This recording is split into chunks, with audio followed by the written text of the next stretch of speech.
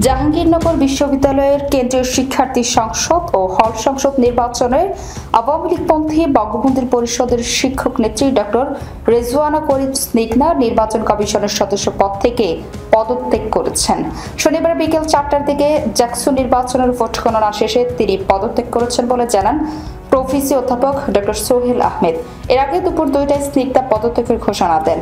উপাচার্য বরাবর পদত্যাগপত্রে অধ্যাপক ডক্টর রেজওয়ানা করিম স্নিগ্ধা উল্লেখ করেন, সবিনয় নিবেদন এই যে শিক্ষার্থীদের বহুল আকাঙ্ক্ষিত জ্যাকসন নির্বাচন 2025 নির্বাচন কমিশনের আমি একজন সদস্য। এই কাজ চলাকালে আমি আকস্মিকভাবেই অসুস্থ হয়ে পড়ি। কমিশন কার্যালয় থেকে এভারকেয়ার হাসপাতালে সরাসরি ভর্তি হই। তাই বিগত বেশ কিছুদিনের নির্বাচন কমিশনের বেশ কিছু গুরুত্বপূর্ণ সিদ্ধান্তে, যেমন ব্যালট পেপার, বাজেট চূড়ান্তকরণ ও অমরত্ব রায়ের বিপি পদ প্রার্থিতা বাতিল সংক্রান্ত সিদ্ধান্ত বিষয়ে আমি ওয়াকিবহাল না।